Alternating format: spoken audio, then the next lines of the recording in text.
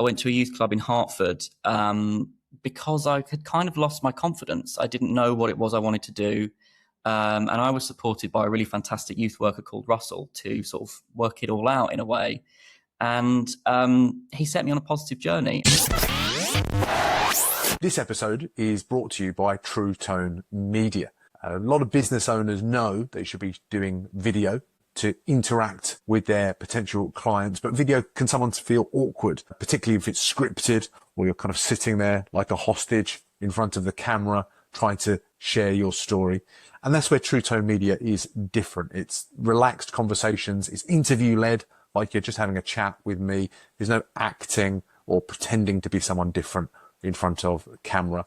And that's why it works. That's why people relate to it.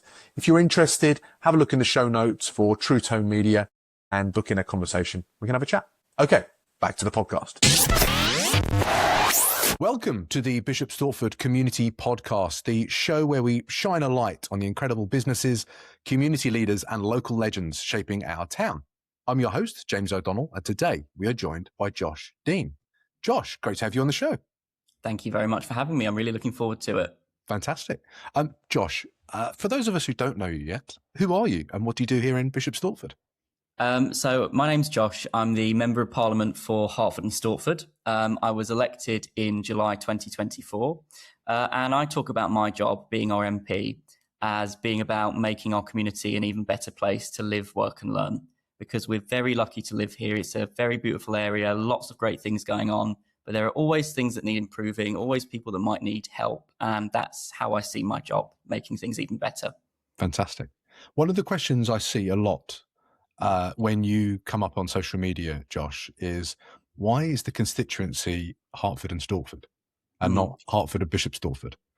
That's a really good question. One I don't strictly know the answer to beyond to keep it short when you have to read it out on election night on the television.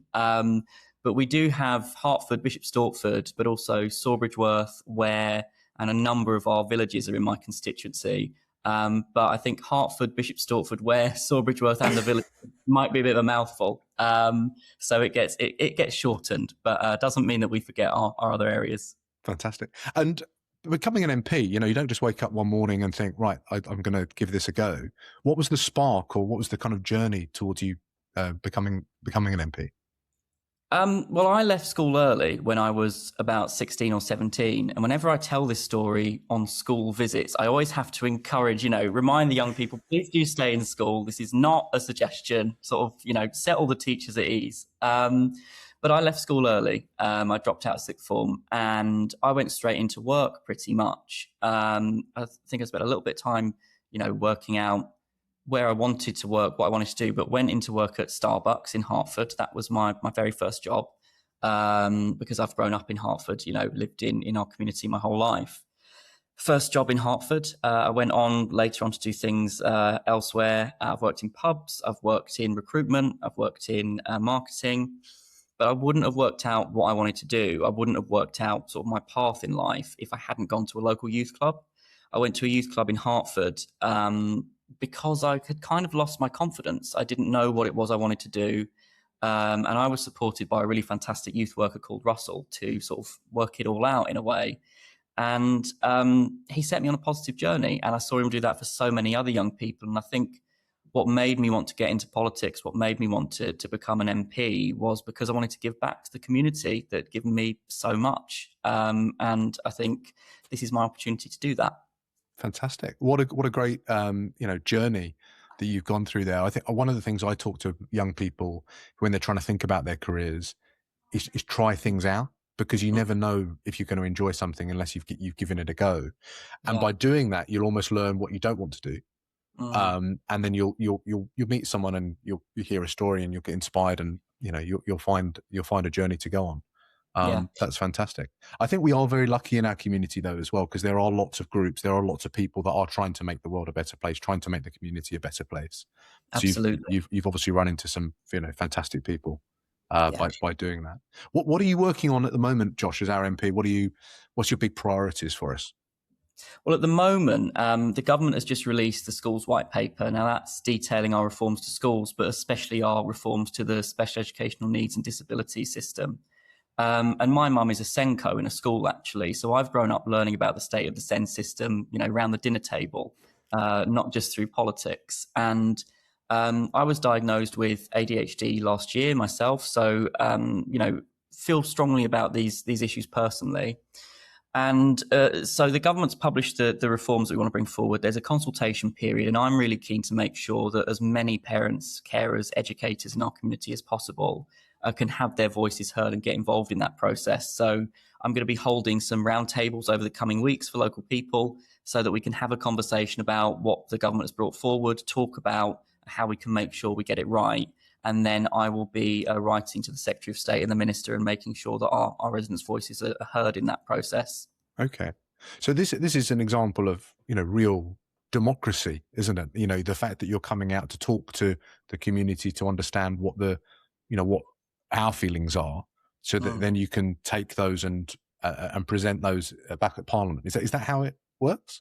Yeah, I think for me, obviously, you go into Parliament and, you look at certain issues and there's wide-ranging legislation that you'll be looking at. And you come in with sort of, preconceptions or views that you hold. But for me, it's also really important that my approach is informed by our residents and their experiences as well. And I can do everything I can to make sure that their voices are heard. I think that's what an MP should do. I think that's a really important part of what my job is. And so it's really, for me to make sure that I can spend time speaking to local people, hearing from them, and carrying that with me as I go back to Parliament and as the government sort of forms this legislation. Okay. And what kind of people do you think that you want to come along to these roundtables and share their opinions? Who are you looking to contribute? Anyone with experience of the SEN system. So parents and carers, educators. We did a series of roundtables last year over the summer when the government was sort of drawing up the white paper. And again, we gathered people's views, had a conversation about how we'd approach rebuilding the SEN system from first principles. And then I sort of fed that back to the government. I wrote to the Secretary of State. I met with the Secretary of State and with the responsible minister as well, to discuss those views, to discuss what local people wanted and needed to see. And I think now it's really about making sure that those people that will be most affected by these changes, those with lived experience of the SEN system, have that opportunity again to get involved and to help us make sure that we get it right, fine-tune it. Okay. And is that because, forgive me for being a layman on this, but is from those people I spoke to that have encountered SEN for as parents, that they're the people who normally talk to me, is that it's set up in a way that is quite archaic or quite from years and years ago, and the volume of children coming through with recognized SEN increased to a point where the old system doesn't really work for what is needed now. So, I think the growth in the number of children and young people that we see with identifiable SEND needs has a huge impact on this, because the system is, as you say, quite archaic, was designed in a different time, I think over 10 years ago. And so we do need to look again at how we address that wider range of need. I think one of the things is really important to identify and be clear about is that this is not a conversation about overdiagnosis. I think there's been lots of really good research into why we are seeing higher prevalence in children and young people. I totally reject any suggestion around overdiagnosis, and I know the government does as well.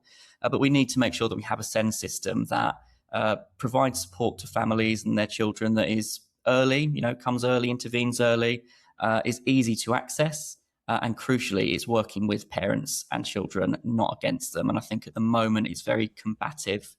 Parents have to fight for every little bit of support.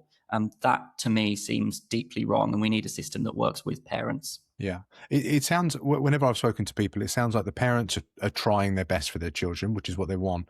And obviously people who are teachers are trying their best as well. But for whatever reason, they're stuck and they can't actually facilitate what needs to happen.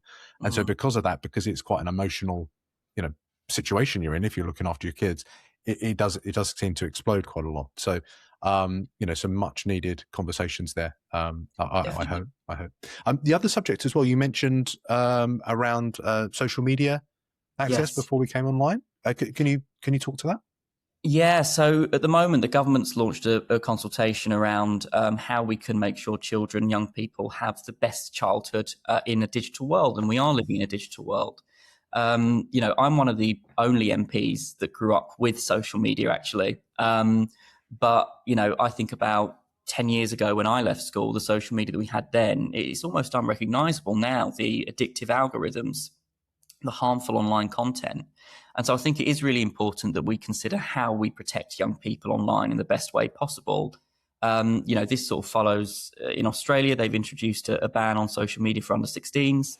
At the start of the year, we saw appalling content on X and with their Grok AI.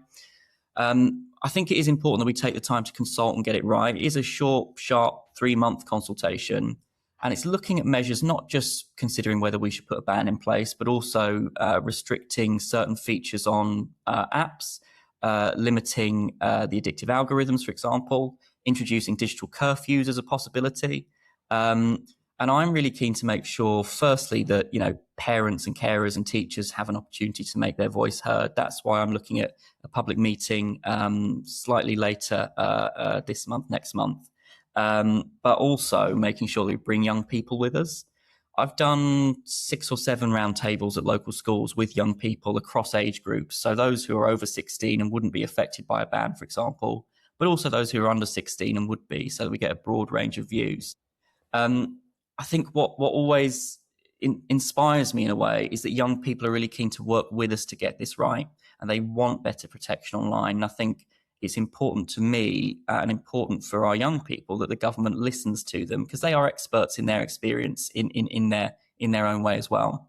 So really important we bring young people with us. And I want to make sure that whatever we do, we get this right, because I think we have a sort of once in a generation opportunity to reset our young people's relationship with the digital world, keep them safe, but also make sure that they can take advantage of the opportunities that it provides. And so I want to make sure as much as possible that our residents' voices are part of that. As a dad of now 3 children, I'm thinking about, they're not old enough yet to have that kind of access at all, but thinking about how that might affect them and setting them up and almost starting to have conversations with them now about recognizing the sources and understanding why people are putting out particular information, or why people might say things to you in a particular way because they're trying to change the way you think by giving false information or biased information. Really, it's a huge issue that you've got there. Wish you the best of luck with those roundtables that you've got. Have you got information that we can share on the show notes of this? So if anybody's interested, they can book in and come along? Yeah, so we're confirming dates at the moment. We've got an expression of interest form for both, which I'll make sure I send over to you. Obviously, it's slightly limited by capacity because there's lots of people who want to get involved and have discussions, but I want to make sure that we get as many people as possible. So I'll share those links with you so that people can express interest and get involved if they want to. Fantastic. Okay, well, we'll put those in the show notes. So if anybody's interested in, coming along or expressing an opinion, they can do that. Where's the best place for people to follow you along online and to see the work that you're doing day to day, Josh?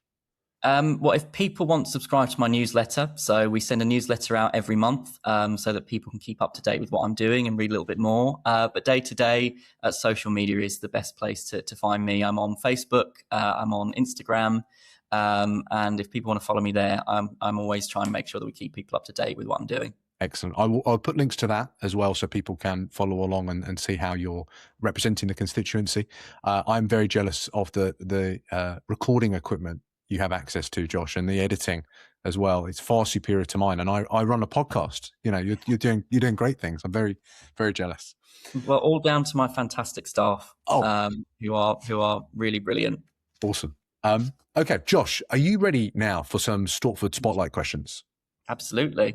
Excellent. These are 3 super fast questions that we ask every guest that comes onto the Bishop Stortford Community Podcast, designed to shine a light on our community and what makes Bishop Stortford such a great place to live. First question. If you could put one sentence on a billboard in Jackson Square, what would it say and who needs to hear it the most? Your voice matters. Very short sentence, but very important. And I want everyone to hear it because our community is a special place because of the people that live in it.